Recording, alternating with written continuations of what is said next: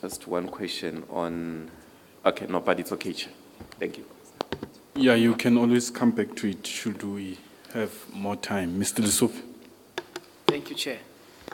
I think my questions are largely on BRT, and I'll continue from where my colleague left off. Perhaps we could start with, because you mentioned that there are advisors that have been appointed to assist operators, right? And I think you mentioned that these are legal people, technical and financial advisors. Is that correct? Yes.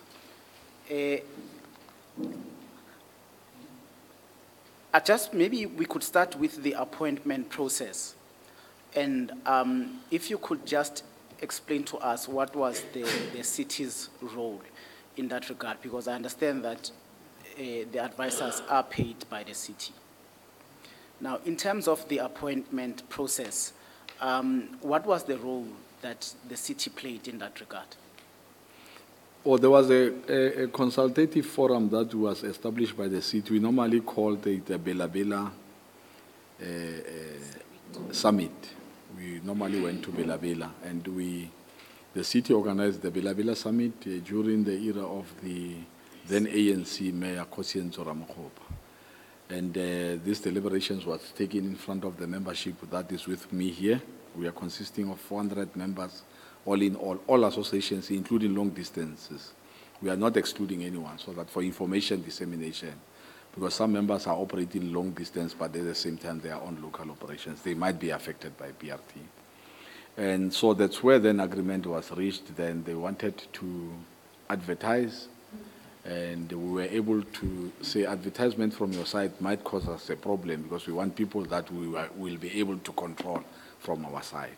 And that agreement was reached, hence the 3 appointees that were appointed from our side. Then we took them to the city to go through certain processes, legal processes with the city, and that was done, and they were appointed. Okay. And because you say you wanted to have control over these advisors, have you been able to achieve that? In other words, are you able to work with the advisors? Do you have control over them? Yes, the control is there because now they are able even to consult with the industry without even the leadership, which makes it a conducive climate, you know. It's not like I must be there always for them to consult. They are doing things. We've got a committee that's called the steering committee, consisting of 2 structures, which is your Santaco and NTA, because NTA were the first to be affected. But we managed to bring that piece to work as one, not in silos. And so we are able to control, in terms of control, I think. And the members, I think, on the floor, they are able to assess and talk to these advisors. It's not like it's something that belongs to the leadership of the industry. It belongs to the affected operators. And would you say these advisors work independently without being influenced by the city? Yes, that one, yes. Okay. Now, if we could get into the BRT system itself. So the affected operators are a part of the VOC or VOCs that exist. Is that correct? VOCs, yes. How many VOCs are currently in existence? 1. It's just one? Yeah, it's one rapid transit. And that VOC is for the phase 1?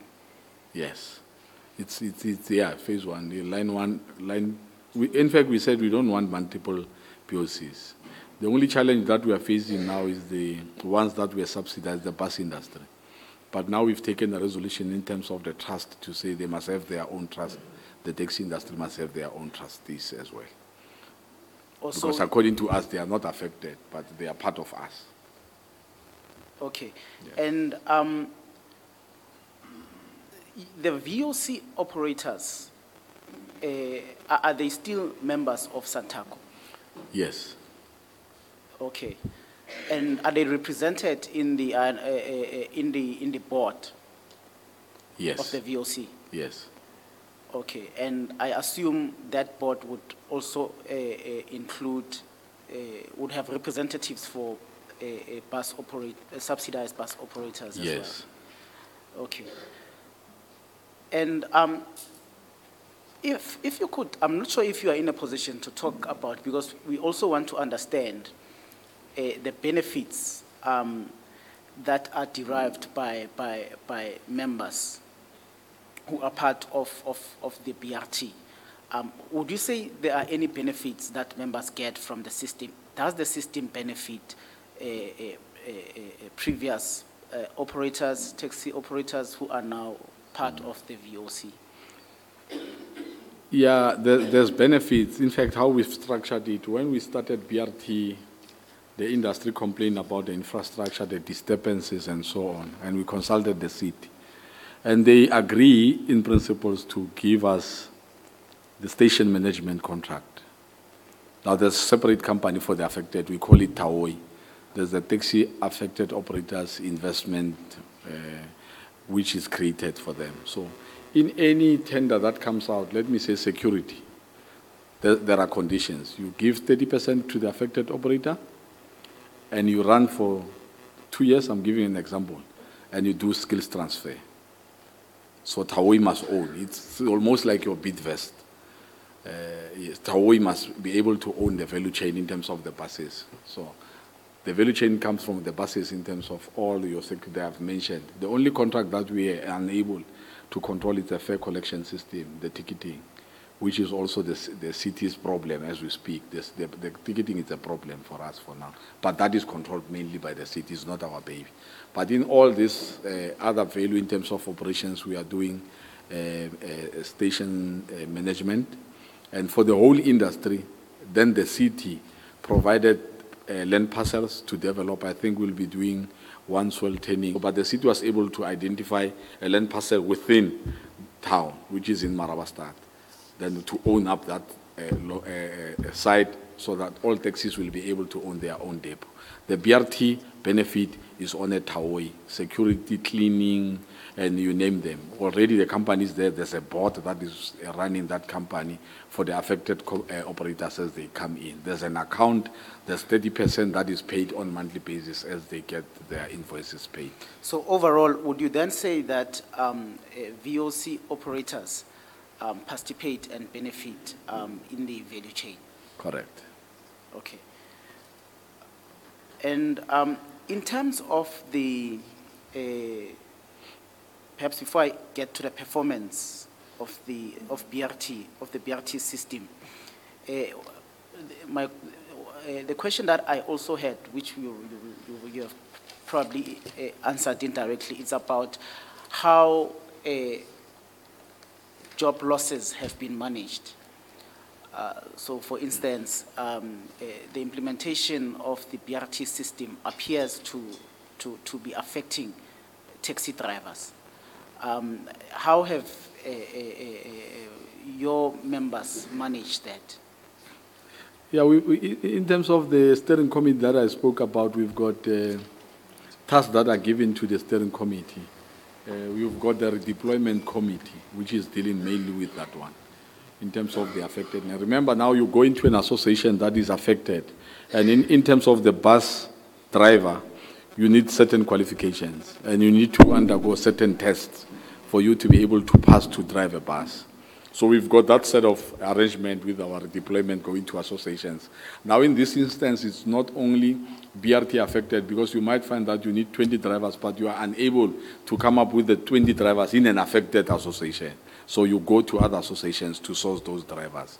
And those that don't qualify, we still have the cleaning. But remember, taking a taxi driver from being a driver to cleaning, some they resist, they don't want that. But that is a choice that a person does on his own. But we've said, like I've said it, no job losses. All people that are affected from the taxi industry must be taken into the BRT system. And there are obviously courses that they went and the training, and obviously the doctors. You remember, you can't, if you go through the doctor and say you are diabetic, you can't go and drive a bus. So for that matter, we have to look ways as to how do we accommodate you in terms of your choice. But some, they still insist that they want to drive taxis, which is fine with us. But the majority of those that wants to be, in fact, if I might say, 80% of the employees in both the buses and the station management are from the taxi industry. Okay. Now, in terms of the performance of phase one, perhaps we could start with the running of the operation itself. To what extent is the city involved in that? For instance, is the city involved in activities such as ticket collection and revenue collection? Yes, you're right. The city is involved in the ticketing, the scheduling, and the infrastructure. And even revenue, I suppose. Revenue, yes. Okay. Yeah. And is the information in relation to revenue shared with the VOC operators? In other words, do VOC operators know the revenue generated by the system, given that that function of collecting revenue is performed by the city? Yeah, we are not yet there because we are still on inception and it's a cost recovery model now. Remember, we've got the buses from DBSA that we must pay. So there's no profit. We are still going for negotiations of profit, even if it's a challenge.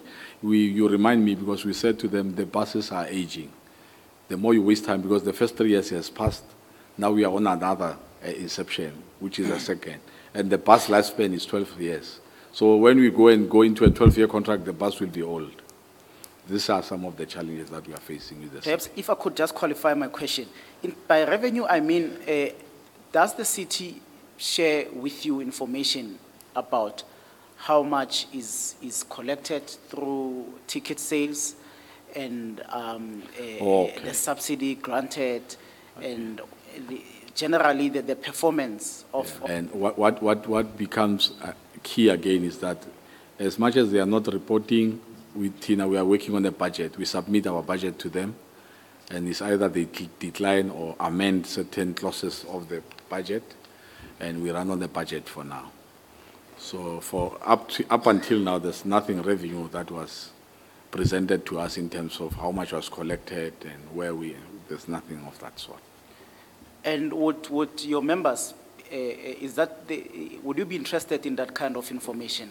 Correct. Would shareholders, I mean, if you are a shareholder, Yes. I would imagine that that piece of information would be very important. Very important. I think, yes, we are taking this up very serious. Okay. Yes. And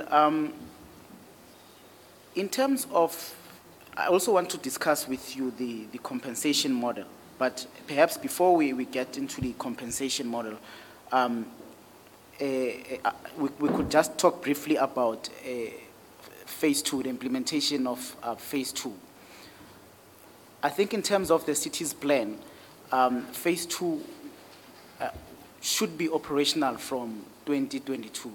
Is that correct? Yes. Have discussions or negotiations started in relation to that? No. And has the city identified or has it communicated routes that are likely to be affected by phase two? Yes. Would you be so kind to identify those routes? Mamelodi, Amalgamated Taxi Association, Main Lane Taxi Association, and now they brought in Atteridgeville. Yes. And Okay. remember, there's still this Soshanguve Kopano. And with regards to the implementation of phase one, how long did the negotiations take? It took some time, you know. Now the negotiations that were, because we were stalled before even the VAT, now there's a concern from us to say, because negotiations were happening before even the VAT increase, we need to renegotiate. Main Lane, EPTA, Pretoria Station negotiations were done, but nothing in terms of implementation. Amaskral came last, but they were the first to be compensated in terms of that small Anyana route. So there are a little bit of challenges in terms of compensations that were negotiated before, because we are saying, but it's very unfair for now. I think we have to consider some facts in terms of the timelines. So negotiations were done, but never implemented. So we are going to review negotiations again. Okay. And perhaps that then takes us to my next point on or my next topic, that is the compensation model. If you could just explain to us the compensation model or framework that was used by the city, and what were the options that were presented to the then taxi operators, and how did the model work? So the city, they've got a set of advisors as well in terms of technical. That was a technical, because they are doing route verification of those associations, and they are putting cameras into the cars. And what is the other one?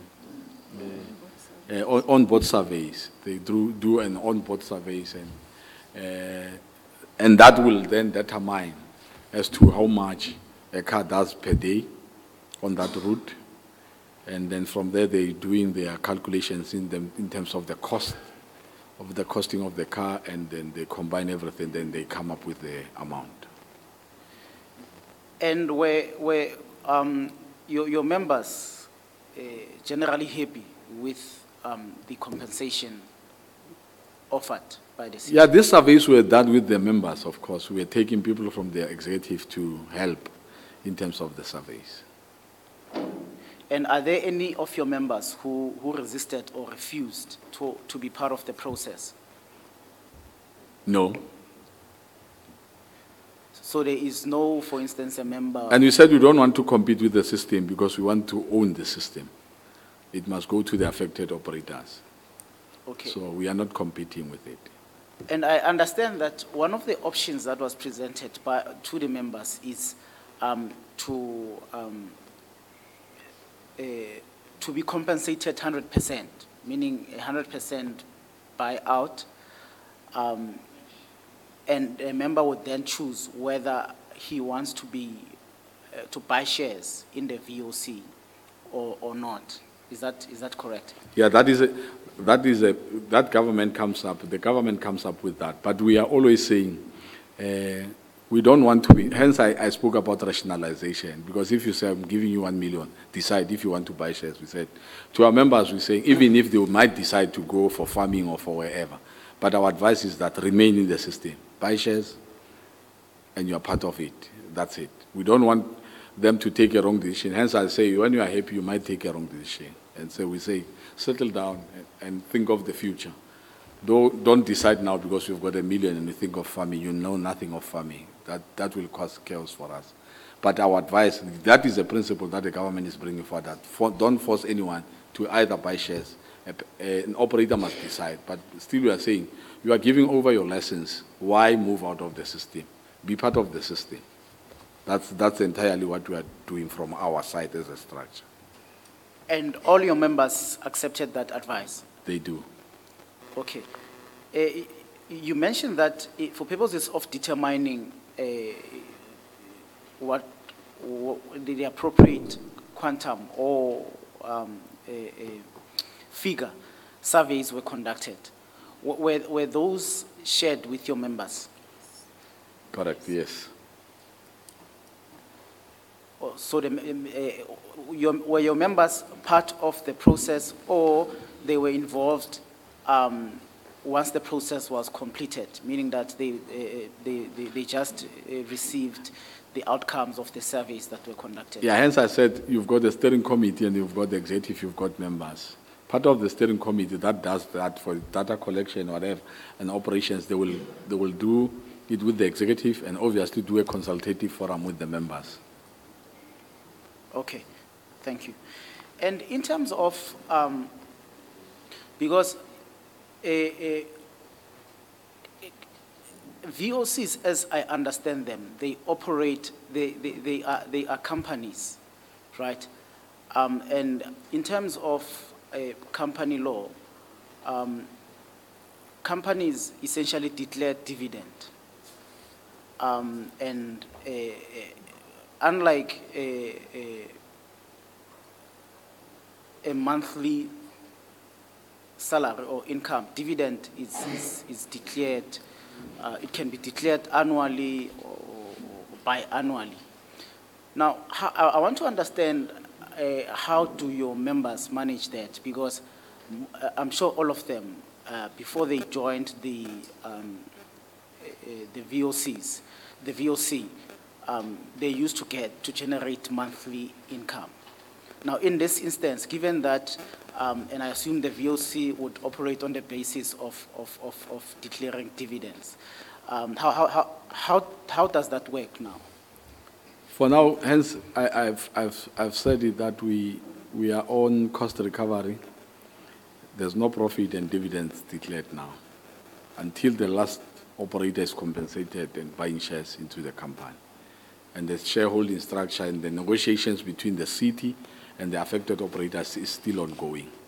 Now, what is happening now is that the BOC, on an interim, like for now, members of the board that are there, they are there for until the shareholders come in, and also the trustees. Then we have to move them out. The affected parties come take over and choose their own board of directors in that regard. So now, for us, where we are sitting now in terms of, and rightfully, because remember you said any benefits, the one that will then start to declare dividends is the one that is making 30%. So the operators on that side, they will have to decide. And further, there's one element that I left out. We were able to engage Gautrain in terms of the feeders to Gautrain, and they gave it to the industry. And that's where we started this model. It's running as we are speaking between Centurion and Pretoria, Central and Hatfield. And so now, this one belongs to the industry. We bought those buses jointly as an industry, all of the taxi associations in Pretoria. We've got those buses. Then we've got those ones, they need to declare dividends because it's another separate company. And the BRT ones, because there's no members that are affected, like your main is now we are 3 at Hammanskraal now. We are still struggling with the drop-off. There's no on board, what do you call this, shareholding members that already have been identified. Advisors are still working on that. And the biggest mistake, which is a challenge, is that those members were paid 300,000, now 300 each member. Now, the money is gone. Now, if you would say you're going to declare and say the shares, because the city starts on top and going down, and that affects us big time. But on the Taui side, I think that we're going to declare dividends, but on the TRT side, it's not yet on that level. We are still busy with the city, and we are still sitting on this bus operating company agreement with the city, what to include and what to exclude.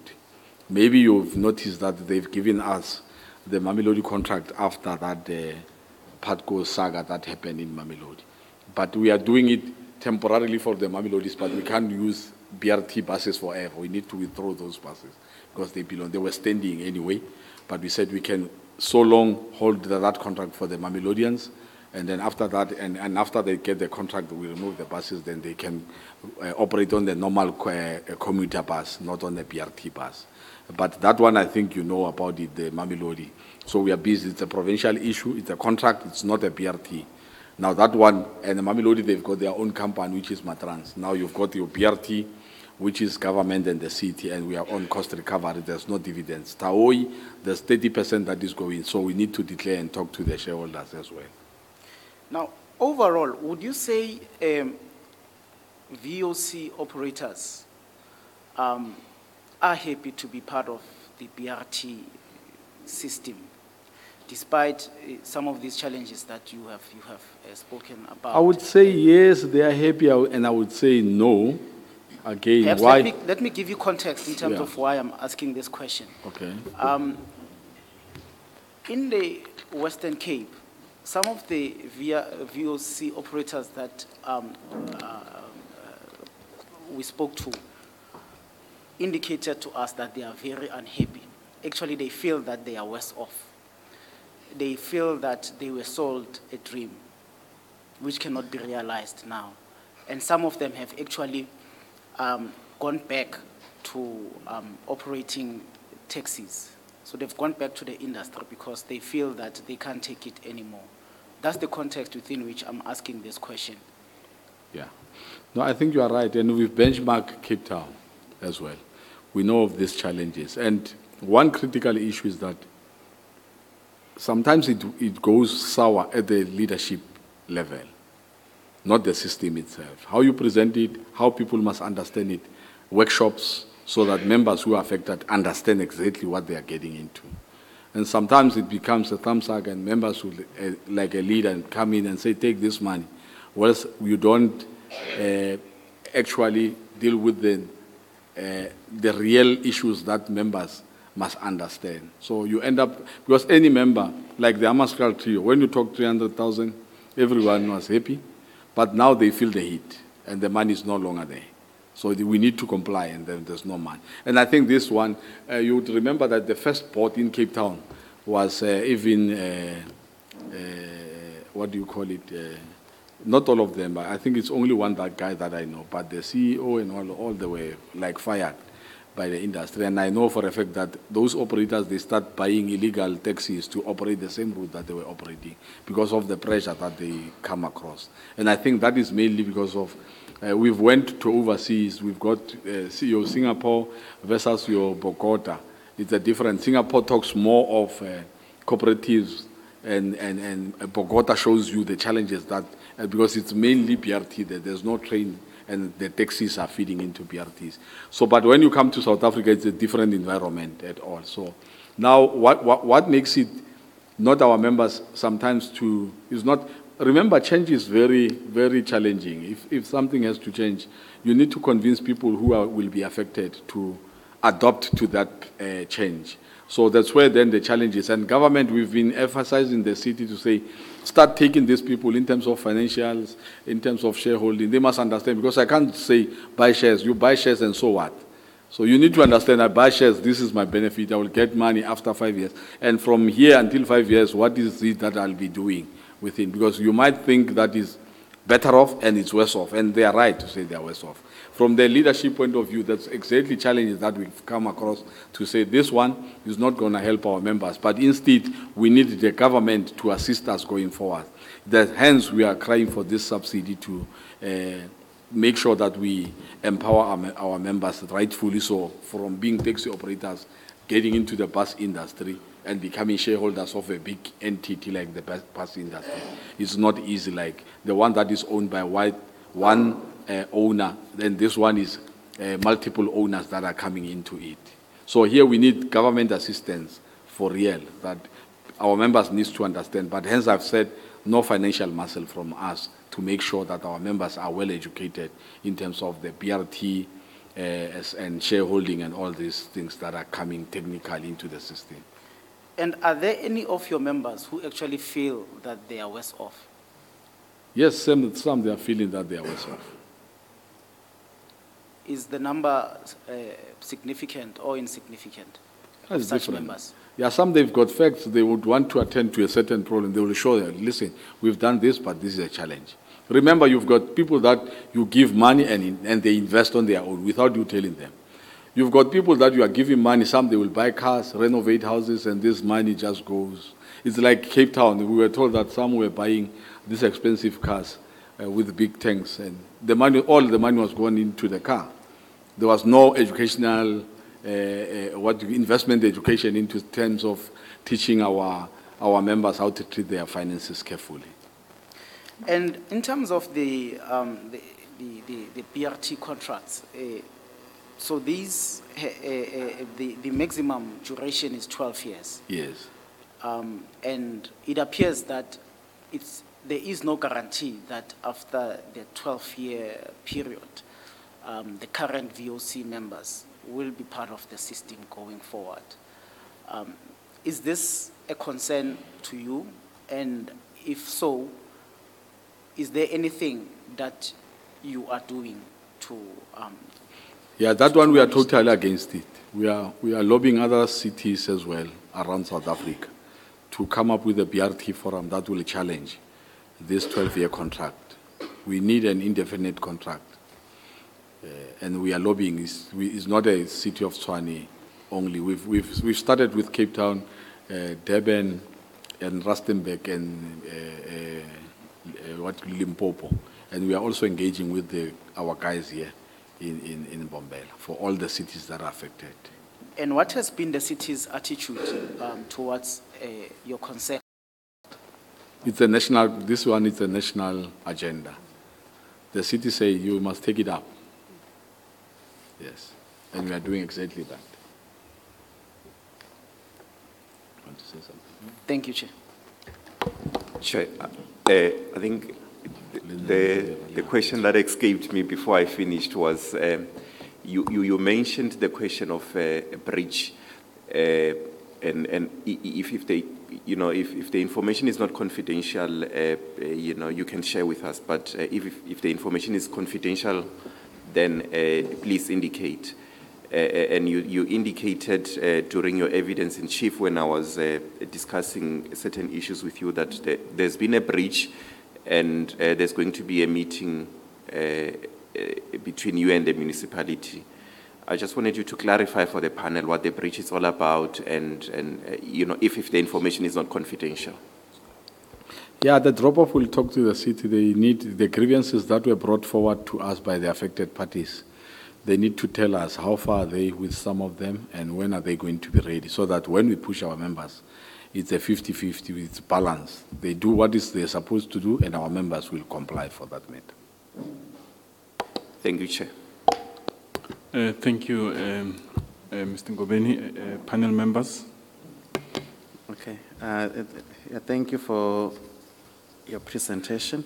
Just have a couple of questions. I think just follow up. I think from my colleagues.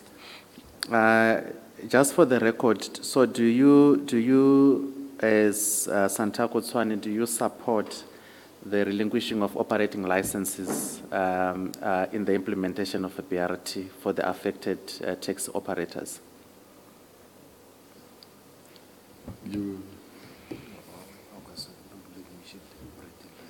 Can you repeat that one, please? I'm saying you have mentioned that when to participate in the BRT, our understanding is that the taxi operators have to relinquish or give up their operating license so that they're incorporated as part of the VOC. So my question is, are you happy with that arrangement of relinquishing your operating licenses?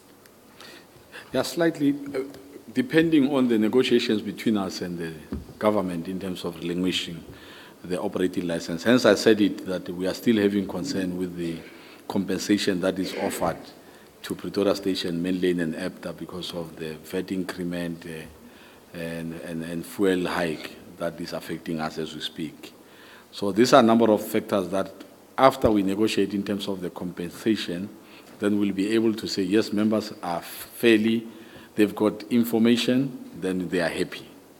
For now, because still it's an engagement and it's very difficult for us to say, no, they are happy, whereas negotiations may become sour in the process. Yeah, but I think I'm asking maybe from a principal point of view, whether for, whether it's a fair principle for you, for you to be part of this, you have to give up your license.